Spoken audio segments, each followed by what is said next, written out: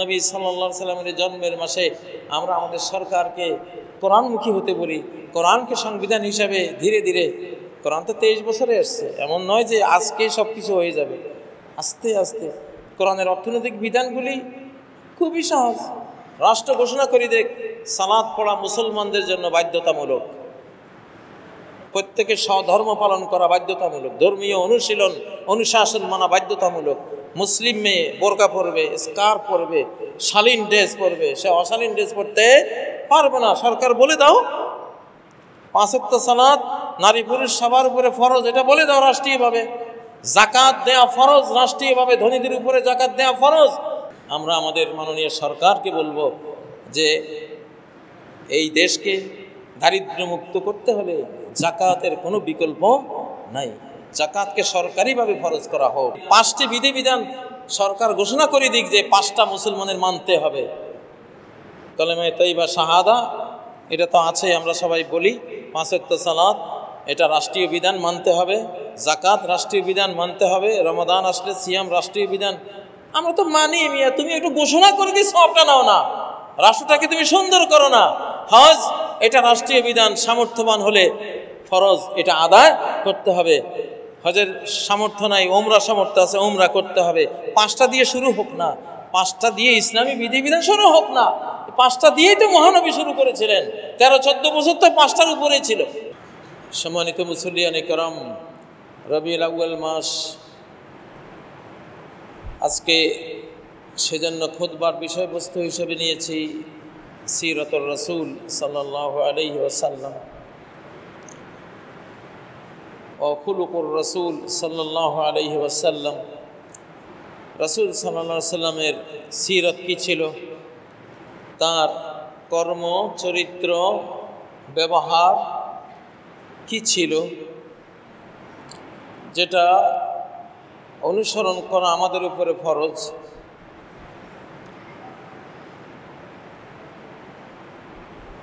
আমাদের যে দিন, যে ইসলাম আমরা আজকে পেয়ে ধন্য হয়েছি, দুনিয়া আখিরাতের সফলতার রাস্তা খুঁজে পেয়েছি, অন্ধকার ছেড়ে আলোর পথে চলার যে দিশা আমরা পেয়েছি, জাহান্নামের পথ ছেড়ে জান্নাতের পথে চলার যে জ্ঞান আমরা লাভ করেছি, সত্যের পথে চলার এবং অসত্যের পথ ত্যাগ করার যে রাস্তা আমরা খুঁজে পেয়েছি, এই সবগুলোই তো আল্লাহ তাবারাকা ওয়া তাআলার সবচেয়ে বড় অবদান, যেটা আমরা পেয়েছি তার প্রেরিত রাসূল মুহাম্মদ সাল্লাল্লাহু আলাইহি ওয়াসাল্লামের মাধ্যমে।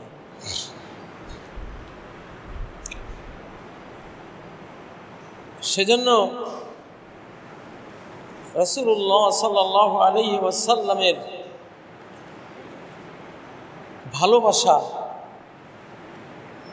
তার অনুকরণ অনুসরণ আমাদের সফলতার একমাত্র পথ, একমাত্র রাস্তা। আর কোনো পথ নেই, আর কোনো রাস্তা নেই।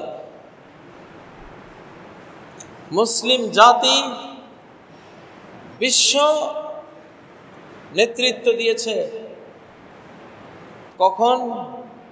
যখন তারা রাসূল সাল্লাল্লাহু আলাইহি ওয়াসাল্লামের নিয়ে আসা কোরআন এবং কোরআনের যে প্র্যাকটিক্যাল রূপ সুন্নাহ, কোরআন ও সুন্নাহ, এই দুটোকে তারা যখন আঁকড়ে ধরেছে, এই দুটোকেই নিজেদের জীবন মরণ বিধান হিসেবে কবুল করেছে, ব্যক্তি থেকে শুরু করে পরিবার, সমাজ, রাষ্ট্র, বিশ্ব পরিচালনার জন্য বিধিবিধান হিসেবে কোরআন ও সুন্নাহকে যখন গ্রহণ করেছে, তখন আল্লাহ তাদেরকে প্রথম পর্বে অর্ধ পৃথিবী দান করেছে এবং দ্বিতীয় পর্বে, শেষ পর্বে, অর্থাৎ এখনকার যে পর্ব শুরু হচ্ছে, এই পর্বে গোটা পৃথিবী তিনি দান করার ওয়াদা করেছেন।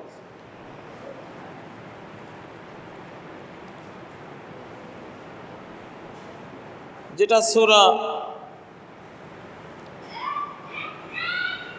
আস-সাফের মধ্যে তিনি ক্লিয়ার করেছেন, লিইয়ুযহিরাহু আলাদ-দীনি কুল্লিহি ওয়ালাউ কারিহাল মুশরিকুন। তিনি রাসূলকে প্রেরণ করেছেন সকল দিন ধর্মের উপরে এই ইসলামকে বিজয়ী করার জন্য। যদিও শিরিককারীরা অপছন্দ করে।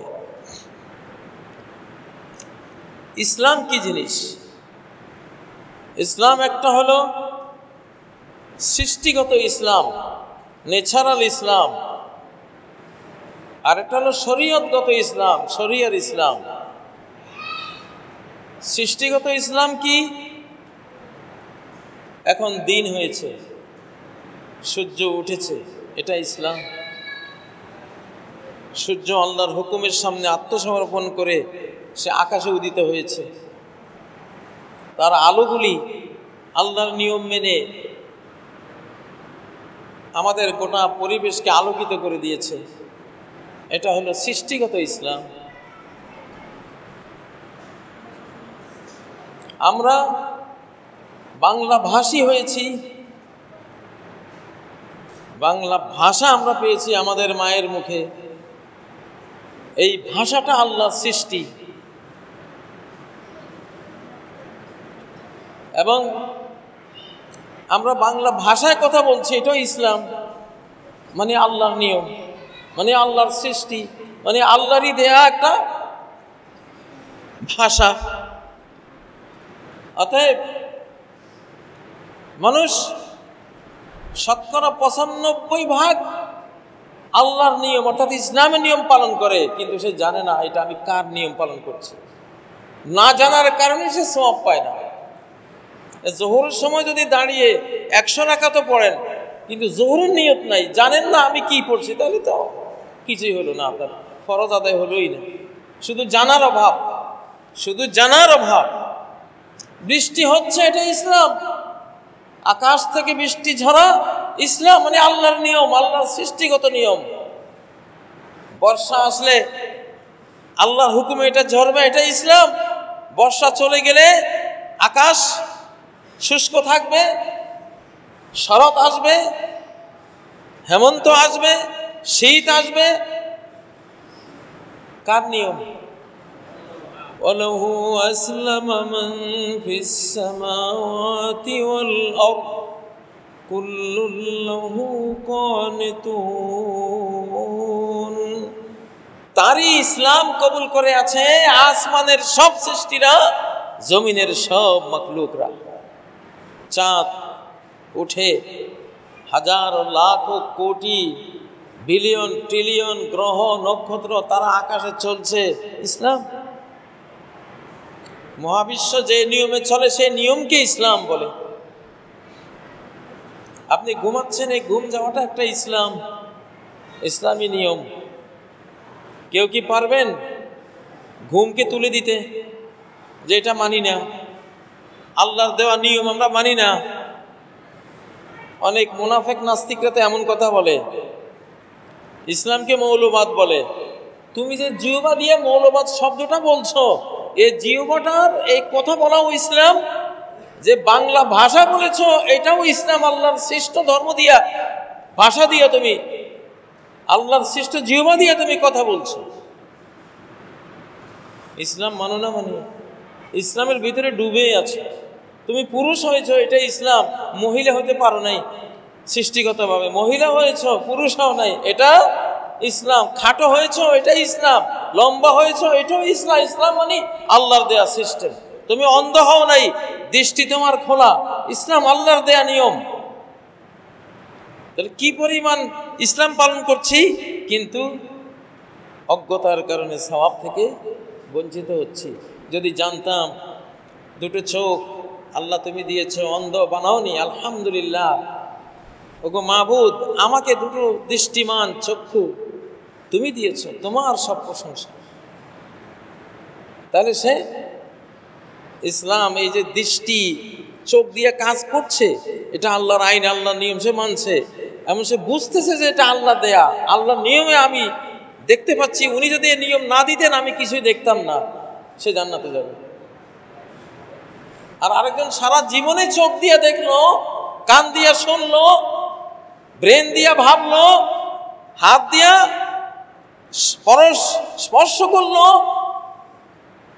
জিহ্বা দিয়া আস্বাদন করলো, কখনো ভাবেনি যে এটা একজন মালিক আছেন, স্রষ্টা শিল্পী আছেন, তিনি দিয়েছেন, সে জাহান্নামে যাবে। কারণ সে তার মালিককে বুঝেও নাই, মালিককে কল্পনাও করে নাই।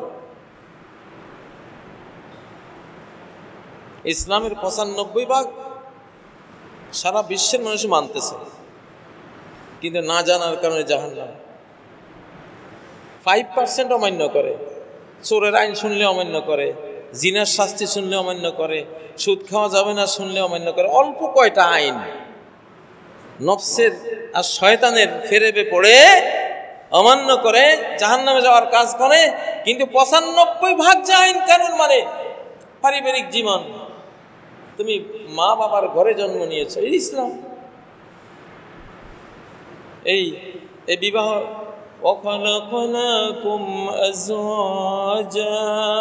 তোমাদেরকে স্বামী স্ত্রী রূপে আমি সৃষ্টি করেছি। তাহলে বিবাহ বন্ধন যে সারা বিশ্বে, সে খ্রিস্টান বলেন, ইহুদি বলেন, হিন্দু বলেন, বৌদ্ধ বলেন, বিবাহ বন্ধনে আবদ্ধ হচ্ছে কার আইন? তো তুমি তো ইসলাম মানছো, তাহলে জাহান্নামে কেন যাবা? তুমি এটাকে আল্লাহর আইন হিসেবে মানতেছো না, তুমি মানতেছো যে এটা বাপদাদা করি আসছে, আমিও করি, এই জন্য তুমি জাহান্নামে যাচ্ছ। আর আরেকজন, না, এই পারিবারিক বন্ধন আমার আল্লাহর দেয়া, প্রথম মানব জুটি আদম আর হাওয়া, এই সিস্টেমে আল্লাহ তাদেরকে দুনিয়াতে থাকতে বলেছেন, এই সিস্টেম দিয়েছেন, পবিত্র একটা জীবন। আমি সেটা মানছি, আল্লাহর আইন হওয়ার কারণে মানছি, আল্লাহর কাছে আমি জান্নাত চাই এই আইন মানার কারণে। তাহলে এই লোকটা কোথায় যাবে? জান্নাতে যাবে। আপনি খাচ্ছেন, খাওয়াটাও ইসলাম। ফেরেশতাদেরকে আল্লাহ তাআলা খাওয়ার নিয়ম দেন না, এই জন্য তারা খায় না। আপনি খাচ্ছেন, পান করছেন, কার নিয়ম? ক্ষুধা লাগছে, কার নিয়ম? পিপাসা লাগছে, কার নিয়ম? খেলে পেট ভরবে, কার দেওয়া নিয়ম? পানি পান করলে পিপাসা থাকবে না, এটা কার সিস্টেম? তা তো ইসলামই তো মানতেছেন আপনি, কিন্তু না বুঝার কারণে, বিশ্বাস না থাকার কারণে পরিণতি জাহান্নাম আসবে, আর বিশ্বাস করলে জান্নাত আসবে।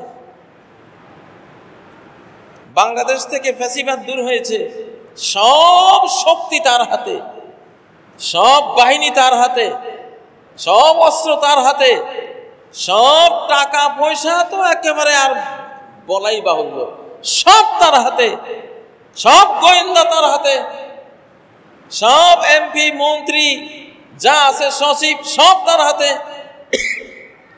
পার্শ্ববর্তী বিশাল দেশ তার পশ্চাতে, তার সহযোগিতা। কিন্তু হেরে যেতেই হবে, পালিয়ে যেতেই হবে। কার নিয়ম? কারণ তুমি অন্যায় করতে করতে বর্ডার ক্রস করেছো। فَصَبَّ عَلَيْهِمْ رَبُّكَ سَوْطَ عَذَابٍ, তোমার রব তার শাস্তির লাঠি তাদের উপরে হানলেন। কে হানলেন? আল্লাহ।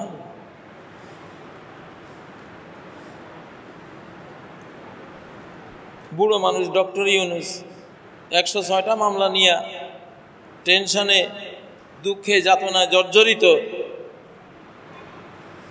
এখন সে বাংলাদেশের ক্ষমতার মসনদে। কার এটা? কার কার কাজ? এটা কার কাজ? তুতিল মুলকা মান তাশা, যাকে চাও তুমি রাজত্ব দাও। তাহলে তিনি যে রাজত্বের চেয়ারে বসেছেন, প্রধান উপদেষ্টার পদে বসেছেন, এই বসানেওয়ালাকে আল্লাহ। আল্লাহর নিয়ম মেনে তো বসলেন। এখন তিনি যদি বিশ্বাস করেন, হ্যাঁ এটা আল্লাহ আমাকে এখানে এনেছেন, আলহামদুলিল্লাহ আমি আল্লাহর নিয়মে দেশটা চালাবো, তাহলে তিনি জান্নাতে যাবেন। ঠিক নয় কি? তাহলে ইসলামের 95% আমরা মানছি, জন্ম নিয়েছি আল্লাহর নিয়মে, মারা যাব কার নিয়মে? আল্লাহর নিয়মে। পুরুষ মানুষের দাড়ি ওঠে, মহিলাদের দাড়ি ওঠে না, কার নিয়ম? তো আপনি কোনখানে আল্লাহ নিয়মের বাইরে? আপনি তো পুরাটাই আল্লাহ নিয়মের ভিতরে, অর্থাৎ ইসলামের মধ্যে আপনি ডুবে আছেন। আবার বলেন উনি মৌলবাদী। কিসের? আপনি বড় মৌলবাদী। যিনি মৌলবাদী বলছেন তিনি নিজেও কি মৌলবাদী? আপনি জন্ম নেন নাই, মায়ের গর্ভে আপনি আসেন নাই, তো মায়ের গর্ভে আসা কার নিয়ম? তো আল্লাহ নিয়মকে তো ইসলাম বলে, তাতে ইসলাম মেনে তো দুনিয়াতে আসতে হয়েছে, ঠিক নয় কি? 2 বছর মায়ের বেস্ট ফিডিং আপনি করেছেন, মাতৃদুগ্ধ পান করেছেন, কার নিয়ম? মায়ের বুকে দুধের সষ্টাকে কোম্পানি না আল্লাহ? তো আপনি বড় মৌলবাদী। যে দুধ পান করে সেও মৌলবাদী, ঠিক না?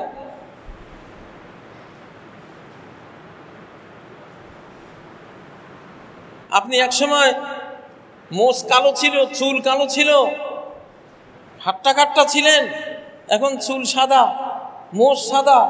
এই সাদা হয়ে যাওয়া, কালো চুল সাদা হয়ে যাওয়া ছাড়টিখানি ব্যাপার। সারা পৃথিবীর কোনো যুদ্ধ করে, আরে এটা যাতে কালো থাকে, যাতে সাদা না হয়, কিন্তু সাদা হয়েই যায়। কার হুকুম? কার আইন? কার কনস্টিটিউশন? আল্লাহর। তো কি না মানেন আপনি? এই তাগড়া যুবক আজকে ডক্টর ইউনূস সাহেব 84 বছর, ওই যে আমেরিকার যিনি ছিলেন জো বাইডেন, বেচারা তো 84 বছর পার হয়ে আর পারলই না, একেবারে জবুথবু হয়ে গেছে। কার নিয়ম? যৌবনের শক্তি আসা কার নিয়ম? ওইটা ইসলাম। বার্ধক্যে দুর্বলতা আসা কার নিয়ম? তো ইসলাম কোথায় মানেন না? আর আজকে মরে গেলে কালকে কবরে আপনাকে গাড়িয়ে দেয়া হবে, কার নিয়ম? তারে খামাখাই আর ইসলামের বাইরে, ইসলামের বাইরে, ইসলাম মানি না, ইসলাম জঙ্গিবাদ, ইসলাম মৌলবাদ। কিন্তু আহাম্মকের ঘরের আহাম্মক, বেকুবের ঘরের বেকুব, নাদানের ঘরের নাদান, অদমের ঘরের অদম, ঠিক নয় কি? যারা এগুলি বলে, যারা এগুলি বলে, মহাবিশ্ব পুরোটাই আল্লাহর নিয়মে চলে।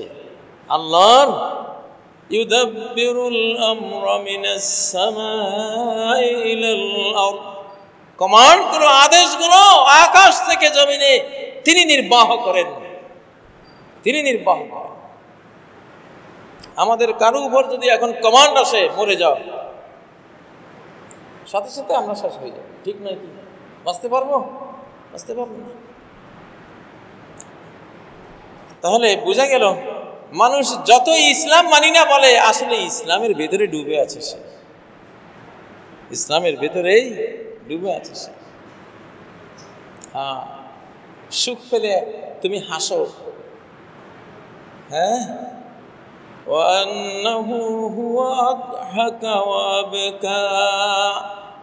বিশ্বাস করো যে আল্লাহ হাসি দিয়েছেন তোমাকে, হাসিয়েছেন তিনি, কাঁদিয়েছেন তিনি। সুখে হাসি আসা, দুঃখে ক্রন্দন আসা, এটা একটা নিয়ম, এটা সিস্টেম। তো এই সিস্টেমটা কার তৈরি? কার দেয়া? আল্লাহর দেয়া। কোনটা নয়? আল্লাহ।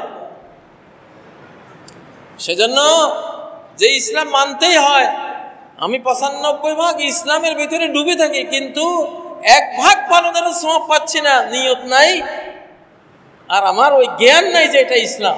এই জন্য ওই জ্ঞানটা অর্জন করতে হবে, নিয়ত করতে হবে ইসলামের ভিতরেই তো আছে। তাহলে ইসলামের চাই কি চাই? এই সেপ্টেম্বর মাস, 27 সেপ্টেম্বর মহানবী মদিনায় আগমন করেছিলেন। সেপ্টেম্বরের 27 তারিখে মদিনা রাষ্ট্রের গোড়াপত্তন করেছিলেন, মদিনা সনদ লিখে দিয়েছিলেন। এই মাসেরই 27 তারিখ, 27 সেপ্টেম্বর 622 খ্রিস্টাব্দ। এখন 2025 খ্রিস্টাব্দ, 622 খ্রিস্টাব্দে তিনি মদিনায় আসেন এবং মদিনা সনদ লিখেন, মদিনা রাষ্ট্রের গোড়া পত্তন করেন। আর এই সেপ্টেম্বর মাস এখন চলছে। আমি প্রায় বলি, এই বাংলাদেশের স্বাধীনতার সাথে আমার ইতিহাস জড়ানো। এই মসজিদেই 24 সেপ্টেম্বর স্বাধীনতার ভাষণ দিয়েছিলাম, খুতবা দিয়েছিলাম, স্বাধীন সমৃদ্ধ নিরাপদ বাংলাদেশ চাই। এবং 27 সেপ্টেম্বর যেদিন মদিনায় নবীজি এসেছিলেন, ওই তারিখটাতে আমি বন্দী হয়েছি, বন্দী হয়ে স্বাধীন বাংলাদেশ ঘোষণা দিয়েছিলাম। তাহলে এই 24-এর স্বাধীনতার সাথে আলেমরা জড়ানো, হাফেজে কোরআনরা জানানো, ইমাম খতিবরা জানানো, একজনের মুখ থেকে আসলেই হবে। যেই বলেছে বলবে, সে তো সবার প্রতিনিধি হিসাবে সবার পক্ষ থেকে বলেছে। সে আল্লাহ আমাকে তৌফিক দিয়েছিলেন, আমি এই মেম্বরেই 24 সেপ্টেম্বর 2021 স্বাধীন সমৃদ্ধ নিরাপদ বাংলাদেশ চাই এই খুতবাটা দিয়েছিলাম।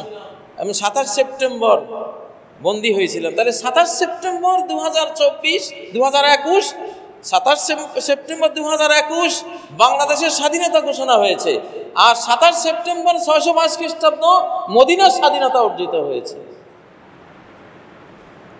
কি বোঝা যায় এতে? যে এখনকার বাংলাদেশ মদিনা সনদে আল কোরআন আস সুন্নাহর অধীনে চলতে হবে ইনশাআল্লাহ। আমি কোরআন হেফজ করেছিলাম 36 দিনে। এটা মিডিয়ায় সবাই যারা শুনে, মিডিয়া যারা আমার সাথে যাদের সম্পর্ক আছে তারা জানে। আমি যখনই জুলাই 36-এর কথা আমার মুখে আসে, আমার হেফজুল কোরআন 36-এর কথা মনে পড়ে, যে তাহলে অবশ্যই 36 দিনে কোরআন হেফজের সাথে 36 জুলাইয়ের এই স্বাধীনতার সম্পর্ক আছে না নাই? অবশ্যই আছে।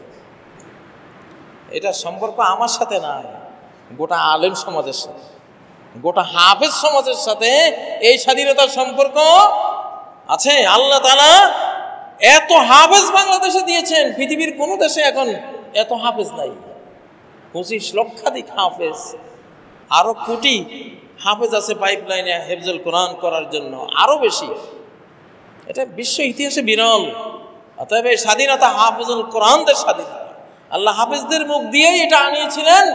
অতএব কোরআন, যে কোরআনের ব্যাপারে নবীজি বলেছেন আল বাইতুল্লাযী ইউকরাউ ফীহিল কোরআন, যেই ঘরে কোরআন পাঠ করা হয়, ইয়াকসিরু খায়রুহু, সেই ঘরের কল্যাণ, অজস্র কল্যাণ সেই ঘরে, সেই ঘর থেকে চলে আসে, সেই ঘরে প্রাপ্ত হয়। ওয়াইওয়াসাউ আলা আহলিহি, সেই ঘরবাসী গৃহবাসীর জন্য সর্বদিক থেকে প্রশস্ত রিজিকের ব্যবস্থা আছে। আর কি? তাহদুরুহুল মালায়েকা, সেই ঘরে আল্লাহর মালায়েকারা হাজির হয়, ফেরেশতারা হাজির হয়, যে ঘরে কোরআন পাঠ করা হয়। ও তাহজুরুহুশ শায়াতিন, আর শয়তানরা সেই ঘর ছেড়ে পালিয়ে যায়। আর যে ঘরে কোরআন পড়া হয় না, ইয়াকিল্লু খায়রুহু, তার কল্যাণ কমে যায়, মঙ্গল ভালোটা কমে যায়। অয়ুদাইয়াকু আলা আহলিহি, সেই গৃহবাসীর সব কিছু সংকুচিত হয়ে যায়, রিজিক সংকুচিত হয়ে যায়, হায়াত ছোট হয়ে যায়, শান্তি কমে যায়, সব কিছু কমে যায়। অতাহাদুরুহুশ শায়াতিন, যে ঘরে কোরআন পড়া হয় না, সেই ঘরে শয়তান, জিন শয়তানের আখড়া হয়ে যায় সে ঘর। অতাহজুরুহুল মালায়েকা, আল্লাহর মালায়েকারা সেই ঘর ছেড়ে চলে যায়, সেই ঘরের মালায়েকা আসে না। তাহলে আমাদের এই বাংলাদেশ, কদরের রাতে জন্ম হওয়া এই মানচিত্র, 27 রমজান কদরের রাতে এই মানচিত্র, আমরা মুসলিম মানচিত্র পেয়েছি। বহুবার বলেছি, আজও বলি, যা কিছু দেখেন অশান্তি একমাত্র রাস্তায় না আসার কারণে, কোরআনের পথে না আসার কারণে। কোরআনের 95% মানতেছি না জেনে। আইন আদালত কোত্থেকে আসছে? আদালত শব্দটা, আদল মানে ইনসাফ। ইন্নাল্লাহা ইয়া'মুরু বিল আদলি, আল্লাহ আদালতের অর্থাৎ ইনসাফের হুকুম দেন। এই আদালত শব্দটাও আরবি কোরআনের শব্দ। আদাল, বিচার, বিচার ব্যবস্থা, অর্থনীতি, স্বরাষ্ট্রনীতি, পররাষ্ট্রনীতি, সমস্ত নীতির জনক হলো এই কোরআন। এই কোরআন। এখন দেশে যেই অশান্তির অবস্থা আমরা দেখতে পাচ্ছি, কারণ এখন আমরা কোরআন দিয়ে দেশ পেয়েছি, কিন্তু এখনো কোরআন আমরা স্বেচ্ছায় সজ্ঞানে কোরআনকে সংবিধান রূপে আনছি না। এই জন্য অশান্তি, এই জন্য অশান্তি আরো আসবে। যতদিন কোরআনকে সংবিধানের একমাত্র সংবিধান কনস্টিটিউশন হিসাবে না মানবেন, ঘোষণা না করবেন, শান্তি আসবে না। শান্তি পর্যন্ত কেউই পায় না, কোনো সরকারই শান্তি পায় না। প্রত্যেকটা সরকার অপমানিত, লাঞ্ছিত, বিতাড়িত, নিহত এবং সব ধরনের নিন্দিত হয়েছে ক্ষমতা হারিয়ে হারিয়ে। কারণটা কি? একমাত্র কারণ, আল্লাহর সাথে ওয়াদা দিয়ে রাষ্ট্র নিয়ে ওয়াদা খেলাপ করেছে, গাদ্দারি করেছে, বিশ্বাসঘাতকতা করেছে। তো সে বিশ্বাসঘাতকতা এখন ছেড়ে দেওয়া উচিত, ধীরে ধীরে কোরআনের দিকে নিয়ে আসা উচিত। 95% আইন তো কোরআনের মানতেছে না। অর্থনৈতিক সব বিধিবিধান, সব কোরআনের বিধিবিধান, শুধু সুদটা ছেড়ে দেন, সুদটা মাইনাস করে দেন, গোড়াটাই কোরআনিক বিধান হয়ে গেল। একটু একটু করে বের করেন না। ফারায়েজি আইন, সম্পত্তি ভাগ বাটোয়ারার আইন, কিসের আইন? এই তো সূরা নিসার আপনার 11 নম্বর আয়াত থেকে সামনে যান, এটাই তো আছে। আপনি সালাত পড়ছেন, এই আইনটা কোরআনের আইন না? যাকাত দিচ্ছেন, কার আইন? কোরআনের আইন। রমাদানে রোজা রাখছেন, কার আইন? সকল বাংলাদেশি মুসলমানের অন্তরে একটা উমরা বা অন্তত একটা হজ, সোনার মদিনা দেখার এই বাসনা, ওখানে যাওয়ার এই চেতনা, এটা কার? আল্লাহর। কোরআনের আইন না? কোরআনের আইন। মরে গেলে আপনাকে গোসল দিতে হবে, মরে গেলে আপনাকে একটু সুবাসিত কিছু দিয়ে আপনাকে সুবাসিত করতে হবে, মরে গেলে আপনার ঋণ পরিশোধ করে দিতে হবে, মরে গেলে আপনাকে সসম্মানে পোড়ানো যাবে না, লাশ অপমান করা যাবে না, কাফন পরাতে হবে, আপনার জন্য একটা সালাতুল জানাজার আয়োজন করে, নয়নাশ্রু বিসর্জন দিয়ে দোয়া করে করে আপনাকে আল্লাহর মানুষ, আল্লাহর মাটিতে সমর্পণ করতে হবে। কার আইন? তো আপনি তো মানতেছেন রে ভাই, ঘোষণা দিতে সমস্যা কোথায়? যে না, এই দেশ আসলে আমরা মুসলমান মানি তো আগাগোড়া পুরাই কোরআন। মুসলমান শব্দটা, ইসলাম শব্দটা, লা ইলাহা ইল্লাল্লাহ মুহাম্মদুর রাসূলুল্লাহ থেকে শুরু করে একেবারে কবরে গোরস্থানে যাওয়া পর্যন্ত, গোরস্থানে যাওয়ার পরে রব্বির হামহুমা কামা রব্বায়ানি সগীরা বলে দোয়া পর্যন্ত, এরপরে যখনই মনে আসে মৃতের জন্য দোয়া করার, এই টোটাল সিস্টেমটাই তো ইসলাম, টোটাল সিস্টেমটাই তো মুসলমানিত্ব নাকি? তাহলে ঘোষণা দিতে আপত্তি কোথায়? ঘোষণা দেন, সরকারকে বলছি, বলেন যে হ্যাঁ আসলে তো ইসলামই পালন করছে। খুঁজলে দেখা যাবে সবটাতে ইসলাম। ইনসাফ ইনসাফ ইনসাফ চাই, বৈষম্যহীন বাংলাদেশ গড়তে চাই। বৈষম্য দূর করার জন্য কোটা আন্দোলনের বিরুদ্ধে লাগালাগি করতে করতে, মিছিল বিক্ষোভ করতে করতে কোটা থেকে গোটা দেশ স্বাধীন হয়ে গেল। হ্যাঁ, এই যে বৈষম্য দূরীকরণ, ইনসাফ কায়েমকরণ, এই ইনসাফের এটা কোরআনের আইন না? কোরআনের আইন। মব করা যাবে না যে বলেন এখন নতুন বদ্র হয়েছেন আপনারা, মব জাস্টিস, মব করা যাবে না। তো মব করা যাবে না, জুলুম। আল্লাহ তো নিজে বলছেন যে কি, আল্লাহ ফালা তাজলিমু ফীহিন্না আহাদা, এসব মাসে কারো উপরে জুলুম করো না। ওমা লিয-যালিমিনা মিন আনসার, জালিমের কোনো সাহায্যকারী নেই। হ্যাঁ, ওমা যালামুনা ওয়ালাকিন আনফুসাহুম কানু ইয়াজলিমুন, তারা তো জুলুম আমার উপরে করে নাই, কারণ আমাকে মারার, আমাকে ক্ষতিগ্রস্ত করার কোনো ক্ষমতা ওদের নাই। জুলুমকারীরাই জুলুমের শিকার হয়ে নাস্তানাবুদ হয়ে গেছে, ঠিক না কি? প্রিয় বন্ধুরা, শুধু জানার অভাব আর মানার অভাব, আসলে কোরআনের বাইরে চলার কোনো সুযোগ নেই, কোনো সুযোগ নেই। অতএব আসুন নবী সাল্লাল্লাহু আলাইহি সাল্লামের এই সিরাতের এই মাসে, রবিউল আউয়ালের এই মাসে, রাহমাতুল লিল আলামিনের পৃথিবীতে আগমনের এই মাসে, এবং বিশেষ করে যে সেপ্টেম্বর মদিনার রাষ্ট্র ঘোষণা হয়েছিল, নবী সাল্লাল্লাহু আলাইহি সাল্লাম মদিনা মুনাওয়ারা এসেছিলেন, সেই ধারাবাহিকতায় বাংলাদেশও এখন মদিনার সাথে যুক্ত। কারণ সেপ্টেম্বর মাসেই বাংলাদেশের স্বাধীনতার কথা 21 সালে আমরা বলেছিলাম, ঘোষণাও দিয়েছিলাম, যেটা 36 জুলাইতে এসে আল্লাহ তাআলা বাস্তবায়ন করেছেন। তাহলে এটা তো অত্যন্ত যুক্তিসঙ্গত যে এই স্বাধীনতার সাথে ওলামায়ে কেরাম জড়ানো, খতিবরা জড়ানো, হাফেজুল কোরআনরা জড়ানো, কোরআন প্রেমিক গোটা জনগোষ্ঠী এই স্বাধীনতার সাথে জড়ানো। আল্লাহ তাআলা আমাদের সরকারকে, আমাদের জনগণকে কোরআনকে কবুল করার তৌফিক দান করুন, কোরআনকে সংবিধান রূপে গ্রহণ করার তৌফিক দান করুন। যে কোরআনের 95 ভাগ বিধিবিধানে ডুবে আছি, সেই কোরআনের আর 5 ভাগ মেনে এটাকে স্বীকার করে নিলে তো জান্নাতুল ফেরদাউসের রাস্তা খুলে গেল, আমার জাহান্নামের রাস্তা বন্ধ হয়ে গেল। আজকে আফগানিস্তানে যে উন্নয়ন দেখতে পাচ্ছি, আফগান মুদ্রা এখন ডলারকে ছুঁই করছে। আফগানিস্তানে ব্যবসা করার জন্য সে চীন, সে রাশিয়া, সে আমেরিকা, ইউরোপ হুমড়ি খেয়ে পড়ছে। কিসের বারাকা? কোত্থেকে আসলো এই সমৃদ্ধি এই পাহাড় ঘেরা রুক্ষ দেশে? ইসলাম।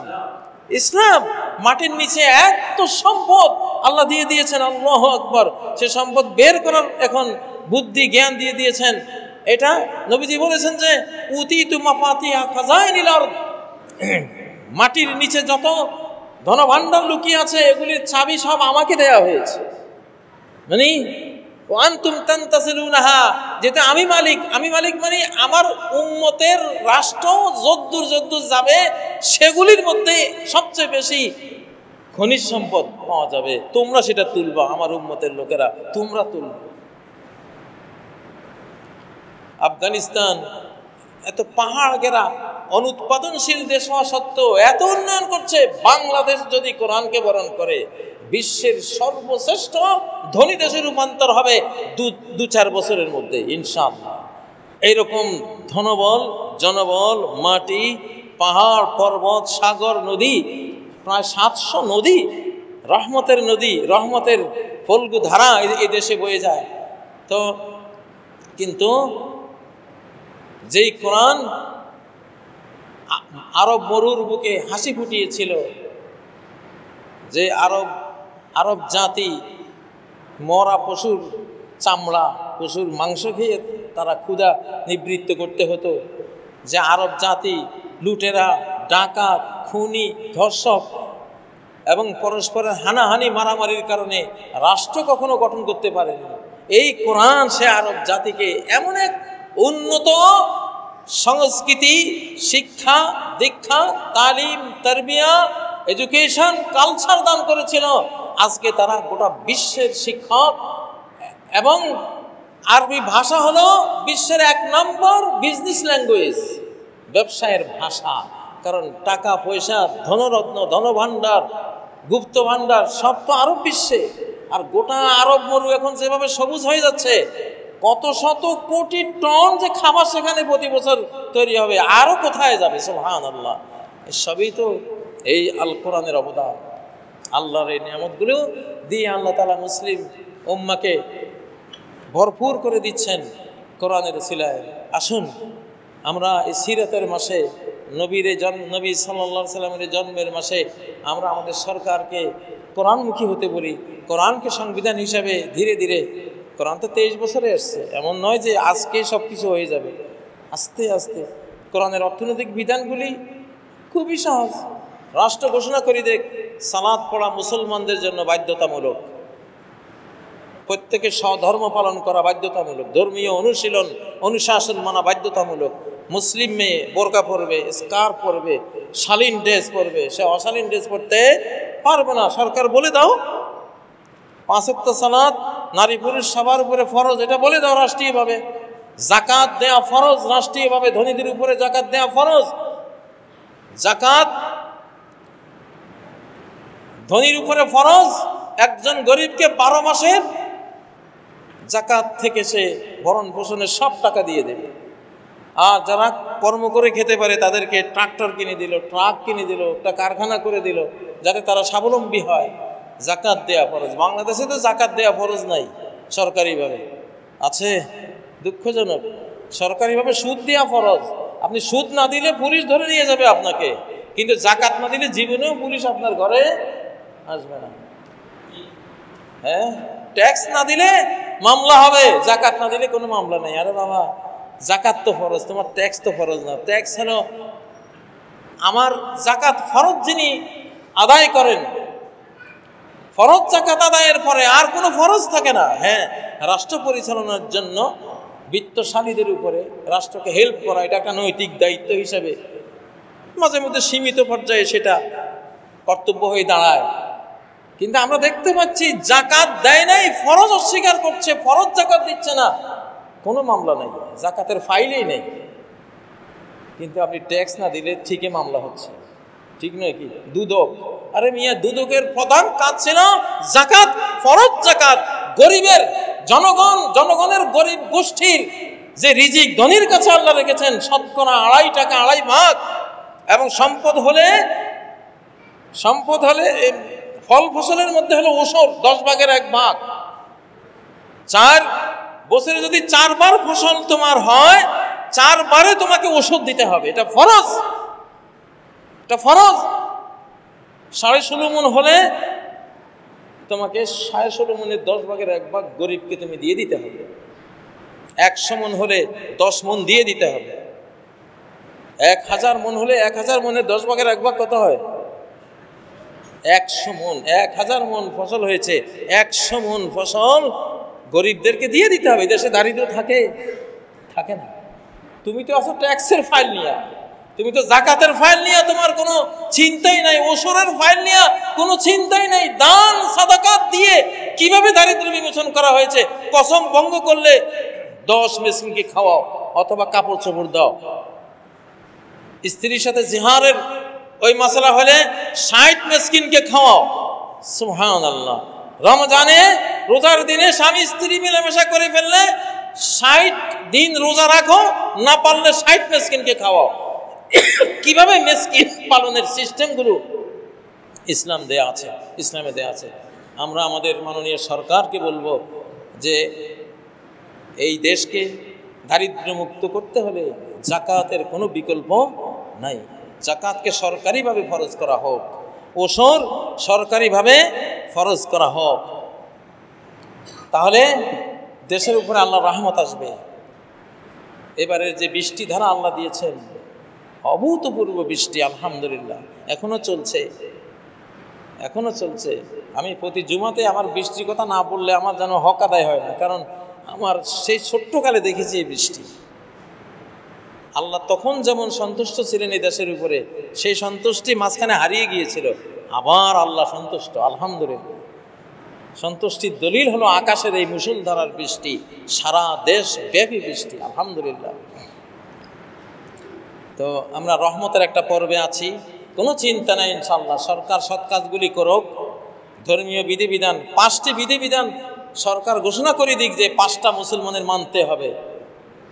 কালেমায়ে তাইয়্যিবা শাহাদা, এটা তো আছে, আমরা সবাই বলি।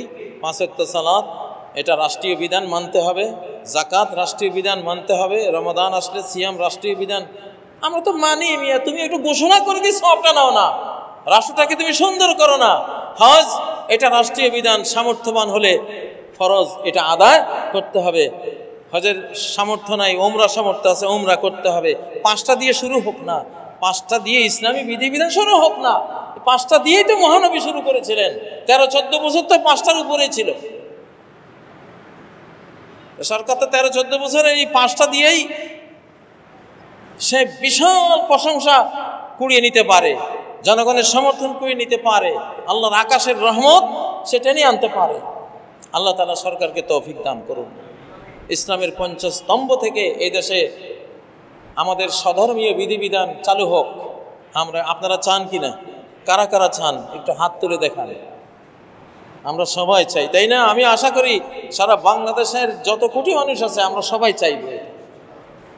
আল্লাহ তাআলা আমাদের তৌফিক দান করুন। আকুলু কাওলি হাযা ওয়া আস্তাগফিরুল্লাহ লি ওয়া লাকুম ফাস্তাগফিরুহু ওয়া তুবু ইলাইহি ইন্নাহু হুয়াল গফুরুর রহিম।